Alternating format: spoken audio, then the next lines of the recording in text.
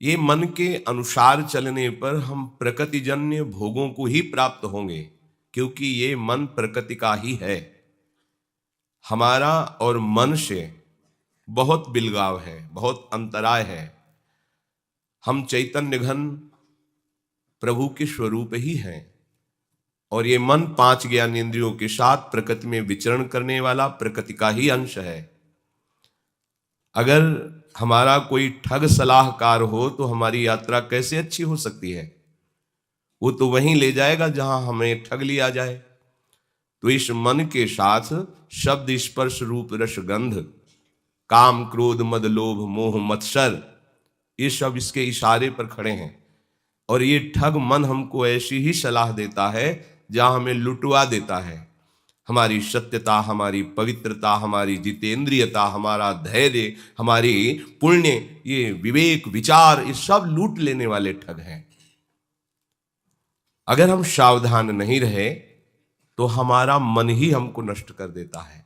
इसलिए मन की प्रत्येक स्फुरणा, मन की प्रत्येक संकल्प पर उपासक की बड़ी सूक्ष्म दृष्टि रहती है, और उस मन की स्फुरणा और संकल्प को गुरुदेव, आचार्य, आराध्य देव, एक ही बात है, इनकी वाणी से वो देखता है कि कहीं वाणी के विरुद्ध स्फुरणा तो नहीं हुई, कहीं वाणी के विरुद्ध आचरण का संकल्प तो नहीं बना।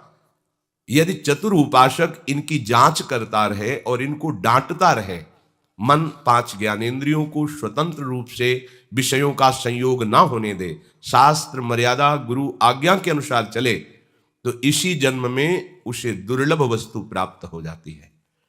अपने लोगों की इतनी नीची धरा हो गई है कि हमें दुर्लभ वस्तु प्राप्ति की चाह ही नहीं रह गई।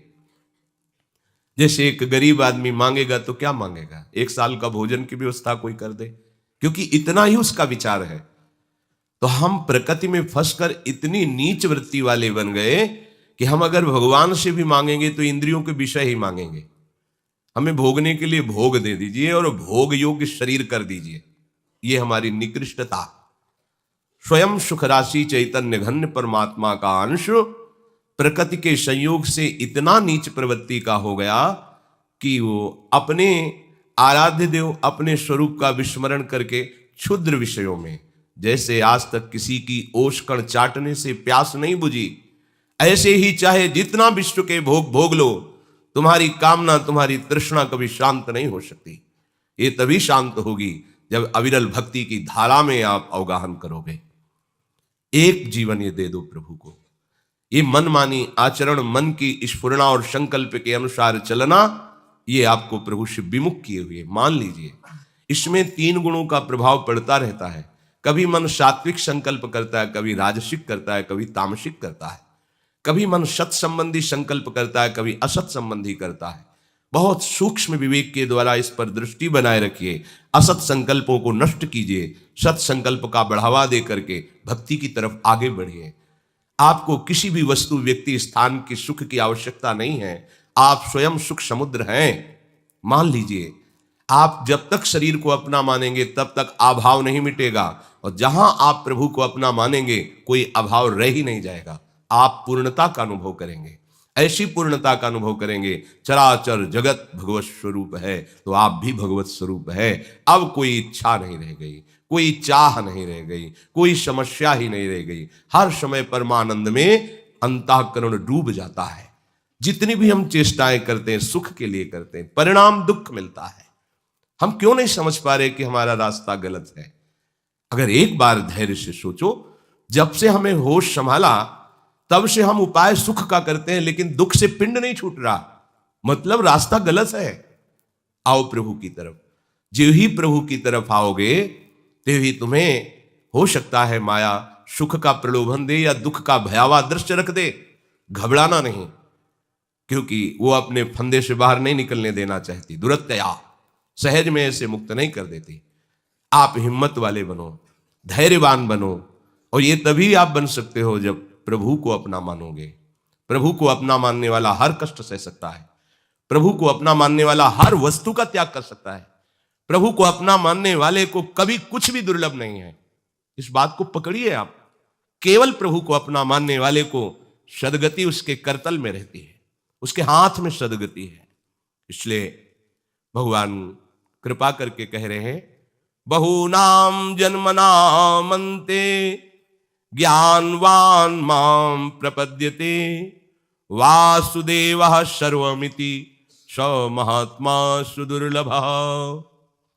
बहुत जन्मों की साधना के परिणाम रूप वो मेरी शरण में होकर के जान पाता है कि केवल भगवान ही भगवान है। भगवान अपने को त्रिगुण माया का पर्दा लगाकर ढके हुए यही है, हमारे पास है, हमारे सामने है, पर हमारे नेत्रों में पर्दा लग गया है त्रिगुण माया का। आप निरंतर प्रभु का आश्रय लेकर नाम जप कीजिए, आपकी स्थिति बदल जाएगी।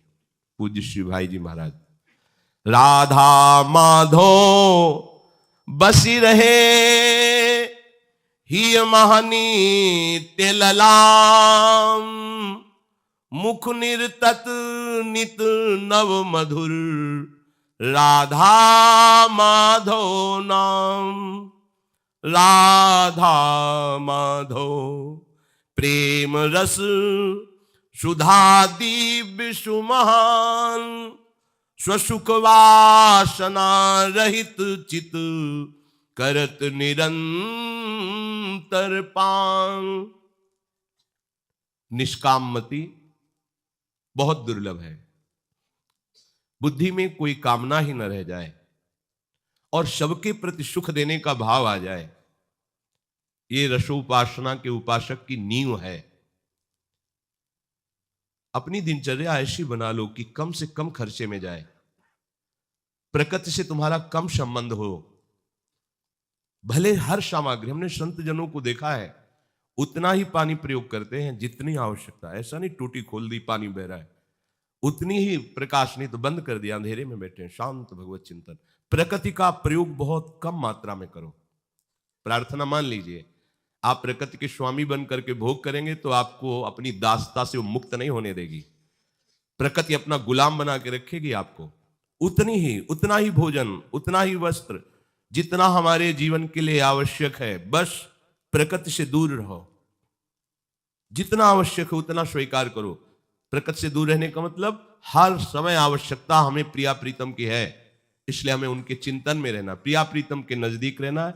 और अगर प्रकृति के भोक्ता बने तो फिर प्रकृति तुम्हें गुलाम बना लेगी, वो अपनी दासता से मुक्त नहीं होने देगी। जितना आवश्यक है उतना। अगर आप पैदल चल लेते हो, आपका स्वास्थ्य ठीक है, तो आप पैदल चलने की चेष्टा करें। वाहन रिक्शा करने की जरूरत नहीं है। 10 मिनट पहले चलिए, आपका शरीर स्वस्थ रहेगा, भजन बनता रहेगा। अकेले चल रहे झूमते हुए, कोई पद गुनगुना रहे हैं, नाम चिंतन करें, या 1-2 साधक साथ चल रहे, नाम जप कर रहे। जरूरी है 4 कदम जाना है, रिक्शा में बैठ जाओ। इतना शरीर को सुकुमार कर लिए हो, प्रकृति का वार सहने की ताकत नहीं रह गई। आप सच्ची मानिए, जितना आप प्रकृति का सुख भोगेंगे उतनी प्रकृति आपको दबा देगी। गंगा के किनारे रहते थे, 10 वर्ष, हमें याद नहीं कभी जुकाम हुआ होगा, 3 टाइम गंगा स्नान होता था। प्रकृति का सीधा वार सहो, परमात्मा चिंतन अखंड होने लगेगा, क्योंकि आप साधक हैं। हम प्रकृति के गुलाम बनते जा रहे हैं, तो हमारे अंदर सुख देवे को चाव नहीं आएगा, सुख लेवे को चाव आएगा। हर वस्तु से, हर व्यक्ति से, हर पदार्थ से हम सुख भोग लें। ये उपासक नहीं है, ये उपासना नहीं, ये वासना है। हमें वासना को उपासना में बदलना है। फिर ध्यान दीजिए, प्रकृति की उतनी ही वस्तु प्रयोग कीजिए जितनी अत्यंत आवश्यक है। जीवन में कभी साबुन तेल का प्रयोग नहीं होगा, पूरे जीवन में कभी। कोई हम काले कलूटे ऐसे तुम्हें दिखाई दे रहे हैं क्या कि भाई वो क्रीम नहीं लगी, साबुन नहीं? अरे भागवतिक तेज से संपन्न उपासक होता है। भले त्वचा का रंग सांवला है, पर हृदय में तो गौर श्याम विराजमान है, उनका प्रकाश होता है। साधु को साबुन लगाने की क्या जरूरत है? अच्छा, कपड़ा है, फट गया तो सिल लिया है, रजी तो लगती है, पानी से धो लिया, क्या जरूरत है प्रकृति के विविध प्रकार के साबुनों की, वस्तुओं की? जितना आप प्रयोग करेंगे उतनी गुलामी होगी। आप तर्क कर सकते हो, बहुत बढ़िया है आपके पास बुद्धि एक दूसरे पर, लेकिन हम आपको जो कह रहे हैं, जब वो धरा आ जाएगी ना, तो फिर इन सब बातों का कोई महत्व नहीं रहता। लेकिन वहां तक इस बात का महत्व रखना पड़ेगा। अगर आप प्रकृति का भोग करेंगे तो प्रकृति आपको मुक्त नहीं होने देगी। शब्द याद कर लीजिए, वृंदावन के सिवा कभी जीवन में ऐसे मंजन नहीं हुआ। कोलगेट आदि जो कहते हैं, कभी नहीं। गंगा जी की बालू वही ऐसे हुई है। कभी कहीं 1 रुपए का खर्चा जीवन में नहीं, चाय कभी नहीं पी। चाय क्या मतलब, रोटी मिल जाए 2-4 दिन में तो भगवान की कृपा। गंगा किनारे कौन सा वहां कोई 56 भोग लिए बैठा है। चित्त वृत्ति को निरंतर भगवदाकार करने के लिए प्रकृति के संयोग का कोई भी चिंतन न रह जाए। बहुनाम जन्मनामन्ते ज्ञानवान माम प्रपद्यते। ऐसे थोड़ी भगवदानंद की अनुभूति होती है। जवान हो, स्कूटी में भर भर घूम रहे हो, इधर उधर भागे घूम रहे हो, अत्यंत आवश्यक बात है। कोई ऐसी है कि अमुक समय पहुंचना ही तो ठीक है, नहीं आराम से टहलते हुए जा रहे हैं, राधा वल्लभ श्री हरिवंश चिंतन करते चले जा रहे हैं। ये जो आपकी सुख वृद्धि बुद्धि में आ गई है प्रकृति जन्य भोगने की, ये आपको परमात्मा प्राप्ति होने में बाधा खड़ी करती रहेगी। आप ध्यान से सुन लो। हम बहुत अच्छे अच्छे महापुरुषों का गंगा किनारे दर्शन, स्पर्श, संभाषण आदि प्राप्त हुआ, देखा है। केवल उतना ही प्रयोग जितनी आवश्यकता है, अन्यथा नहीं। दूसरों को पवाने में बड़े प्रवीण और अपने पाने में बहुत संकुचित। एक तरी नाम का आश्रम है, गंगा किनारे भ्रमण करते समय मिला हुआ था। श्री पूज्य स्वामी सुरेशानंद जी महाराज, कई संत पहले से वहां विद्यमान थे और भी संत, और जब सबको ऐसे लगता था जैसे बहुत पूर्व परिचित है। बड़े प्यार से सबको गुलगुला, पुआ, खीर, क्या क्या बनवाया, और ऐसे उल्लसित जैसे कोई बालक आनंदित होकर के पवा रहा हो। दौड़ दौड़ के दिगंबर रहते थे, नंग धड़। जब कोई माता बहनें आ जाती थी तो एक अचला ऐसे डाल लेते थे। परमहंस थे। आश्चर्य में उनकी वृत्ति देखी, संतों को पवाने में इतने आनंदित। पाले वो पीछे एक कुटिया मिट्टी की थी, पता लगा कि नई अवस्था थी तो खोज रहती थी। संत महात्माओं की वृत्तियों को देखना, उनकी एक एक चेष्टा को देखना, उनकी एक एक बात को पकड़ना। तो गए उनकी कुटिया में, ऐसे दरवाजा उड़का हुआ था। प्रार्थना की महाराज आ सकते हैं उनका? हाँ, खुला। पहली बार दर्शन हुआ, केवल तखत पड़ा हुआ है, कोई गद्दा नहीं, कोई आसन नहीं। ऐसे दिगंबर बैठे हुए, हाथ में 2 रोटी है और बैंगन का भरता है, और ऐसे पा रहे थे। गोस्वामी जी आपने हमको तो वो सब गुलगुलाओ, खीर और पूड़ी। अरे बोले गुरुजी, सब संतों को गुरुजी कहे, गुरुजी ये तो सब आप महात्माओं के भाग में, मुजदम के भाग में कहा है। बस शरीर पोषण के लिए 2 कौर अन्न डाल देते। कितने चतुर शिरोमणि हैं, दूसरों को सुख देने में इतने प्रेम। आप देखते तो उल्लसित हो जाते कि मतलब इतना स्नेहीपन, इतना घनिष्ठतापन संतों से। दौड़ दौड़, अरे आप और खीर लीजिए, आप, और आप क्या पा रहे हैं? आप किस में सो रहे हैं? नए नए कंबल सबको बंटवाए, आप कैसे रह रहे? ऐसे चमड़ा मोटा हो गया था। बस गंगा में डुबकी लगा लीजिए, टाई बनी हुई। ये है भगवदानंद का अनुभव करने वाले महापुरुष। इसीलिए भगवान कह रहे बहुनाम जन्मनावन्ते, बहुत जन्म लगते हैं, क्योंकि हम जानबूझकर प्रकृति के भोक्ता बने बैठे। कर्ता और भोक्ता बनने वाला ये अनुभव नहीं कर सकता। सब जगह भगवान सच्चिदानंद बैठे नहीं। पहले एक बार हटो संसार से। संसार का भोगी न संसार को जानता है न भगवान को जानता है, और जो संसार से राग रहित हो गया है वो भगवान को भी जान जाता है, अपने स्वरूप को भी जान जाता है। संसार को जितना आवश्यक है उतना अन्न लो, जितना आवश्यक है उतना पानी पियो। अगर सह सकते हो तो 1 आध पहर की भूख को सह जाओ। कम कपड़े, कम खर्चा, खूब भजन, अभी देखो प्रकाश हो जाएगा। लेकिन हम लोग क्या करते हैं? बिल्कुल नाम मात्र का भजन और अधिक से अधिक विषय, प्रकृतिजन्य भोगों का भोग। इसलिए अनुभूति में कुछ आ नहीं रहा। परमानंद क्या है वो समझ में नहीं आ रहा। रजोगुण भरा घुमा है, बस ऐसे ही। ऐसे नहीं होगा। निष्काम मति चाहिए, सबके प्रति हमें सुख प्रदान करने की भावना चाहिए। कैसे आएगी? बोले निरंतर राधा वल्लभ लाल का नाम जप करो, हृदय में उनके श्री चरणों का ध्यान करो। भाई जी कह रहे हैं मुख निरतत नीत नव मधुर राधा माधव नाम, तो राधा माधव बसी रहे ही महानित्य ललाम। अगर आपकी जिह्वा से आराध्य देव का नाम चलता रहा तो हृदय में आराध्य देव प्रकाशित हो जाएंगे। ये केवल लिखी पढ़ी बातें नहीं, आप चलोगे तो खुद अनुभव में आ जाएगा। क्योंकि प्रभु हैं, जब आप उनको पुकारोगे ना, ये नाम जप करने का मतलब हम पुकार रहे हैं, तो हमारे हृदय में ही भय प्रकट कृपाला दीन दयाला, जो दीनों पर दया करते हैं। दैन्य वही है जो केवल भगवद आश्रित हो गया है, अन्य आश्रयों का त्याग कर दिया है। प्रभु हृदय में प्रकाशित हो जाते हैं। प्रेम सुधा रस में ऐसा उसका अंतःकरण पग जाता है कि स्वसुख वासना की गंध नहीं रह जाती। अभी तत्सुख भावना की गंध भी नहीं है, केवल स्वसुख वासना है। अगर हम किसी से मिलते हैं तो अपने सुख के लिए, किसी से विनय करते हैं तो अपने सुख के लिए, किसी को हम सेवा करते पाए जाते हैं तो हम अपने सुख के लिए, भगवत आराधन भी करते हैं तो अपने सुख के लिए। तत्सुख भावना की गंध नहीं है। और नाम जप करते हुए आराध्य देव के चिंतन में जो हर समय तल्लीन है, प्रकृति की केवल अत्यंत आवश्यक वस्तुओं का ही सेवन करता है, वो स्वसुख वांछा की गंध से भी रहित हो जाता है। स्वसुख वांछा जब तक है तब तक आप प्रकृति का भोग कर रहे हैं, क्योंकि स्वसुख वांछा शरीर को लेकर होती है, तत्सुख वांछा आराध्य देव को लेकर होती है। जब स्वसुख वांछा की गंध नष्ट हो जाती है तो उपासक को अनुभव होता है, बुद्धि से नहीं, स्वयं से।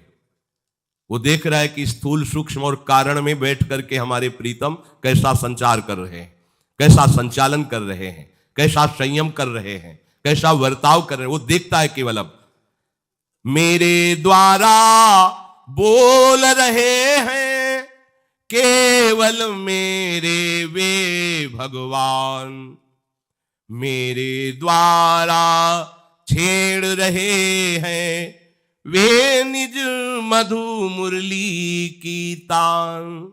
मेरे जीवन में है अब तो एकमात्र उनका ही स्थान, अतः उन्हीं की होती मुझ में क्रिया नेत्र सब क्षुद्र महान।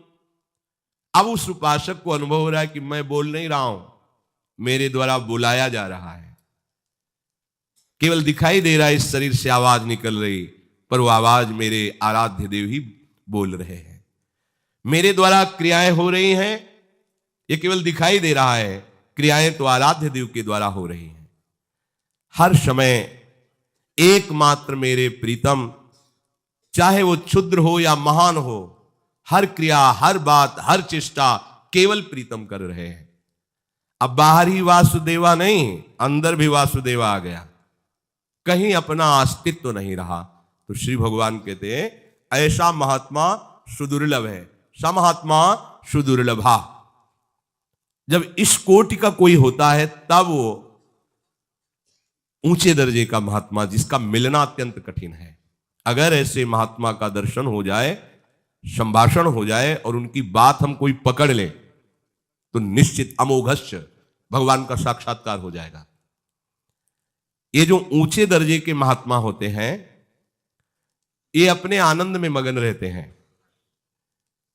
ऐसी भगवत स्थिति होती कि बोलने की बिल्कुल इच्छा नहीं होती। उनका जीवन, उनका दर्शन, उनका कोई आश्रय लेकर उनका चिंतन करे, या उनके शरीर से स्पर्श की हुई वायु, ये सब जगत का कल्याण करती है। वो शांत एकांत अपने आप में रमण करते हैं। भगवत प्रेरित होकर जब वो अपनी महिमा से नीचे उतरते हैं, यह है महात्मा की स्थिति। आप पहचान नहीं सकते ऐसे महापुरुष को। हो सकता है आपको दिखाई दे पागल है, हो सकता है ये बिल्कुल नॉर्मल आदमी। ऐसे ही स्थिति बहुत ऊंची हो सकती है। जैसे जड़ भरत जी महाराज को रघुगण बड़ा सत्संगी है, कपिल भगवान से सत्संग करता है, पर पहचान नहीं पाया, क्योंकि ऐसा प्रच्छन्न भेष है। ऐसा कहां महापुरुष हो सकता है, न नहाए न धोए, एक यज्ञोपवीत पड़ा है, वो भी इतना मलिन है यज्ञोपवीत कि बता रहा है कि सालों से पानी नहीं गया होगा शरीर के ऊपर, स्नान नहीं किया होगा, क्योंकि शरीर स्थिति में है ही नहीं, स्वरूप स्थिति में निमग्न है जड़ भरत जी। ऐसे ही ऊंचे दर्जे के जो महापुरुष हैं, उनकी कोई भी चेष्टा से आप नहीं जान सकते ये महात्मा है, क्योंकि बोलेंगे ही नहीं, उपदेश ही नहीं करेंगे, बात ही नहीं करेंगे, कोई भागवतिक चर्चा ही नहीं करेंगे, गुप्त, एकदम गुप्त, बिल्कुल ऐसे व्यवहार जैसे एक साधारण आदमी करता है व्यवहार, आप जान ही नहीं सकते। जब वो कृपा करते हैं तो बोले फिर ऐसे जनों से उद्धार कैसे होता है, जगत का मंगल कैसे होता है? बोले अब वो अपनी महिमा से नीचे उतरते हैं। जब भगवत आदेश होता है तो अपनी महिमा से नीचे, कोई जान नहीं सकता कि इनको कुछ बोलना आता है, इनको कुछ शास्त्र का ज्ञान है, ये कोई अच्छी कोटि के महात्मा है नहीं, मांगते खाते से फुटपाथ में पड़े हैं, इनको क्या, लेकिन बहुत ऊंची स्थिति हो सकती है। जब महात्मा भगवत प्रेरित होकर अपनी महिमा से नीचे उतरते हैं, तब वो किसी के सामने अपने भावों को प्रकाशित करने लगते हैं। जैसे महिमा से उतरे नीचे जड़ भरत जी, तो पालकी में विराजमान रघुगण को उपदेश देने लगे। ये महिमा से उनका नीचे उतरना है, भावों से नीचे उतरते हैं और उपदेश करने लगते हैं कि देखो परम मंगल परम सुख के लिए महात्माओं ने, भगवान ने ऐसा आदेश किया है कि आपको ऐसा चलना चाहिए, ऐसा चलना चाहिए। उन्हीं महापुरुष के वचनों से संसार का उद्धार होता है। ये प्रवचन तभी सार्थक है जब स्वयं में उतारा गया हो। हम हजारों को उपदेश करें, हमारे आचरण गंदे हो, हजारों को कहें कि ये सब माया है, हम खुद अंदर से चाहते हो रुपया पैसा मान सम्मान, हृदय से हमारा संसार के प्रति अपनापन है, प्रभु से है नहीं, तो सारा उपदेश हाथी स्नान के समान होगा। जैसे हाथी स्नान करके निकला, धूल भर करके पुनः वैसे गंदा हो गया। किसी के ऊपर कोई रंग नहीं लाएगा उपदेश। जब तक हमारे आचरण ठीक नहीं होंगे, हमारी स्थिति नहीं होगी, हमारा भजन नहीं होगा, तब तक हमारा उपदेश किसी के ऊपर रंग नहीं लाएगा। इन महापुरुषों के द्वारा जगत मंगल होता है कि अनुभूति की वासुदेवा सर्वम।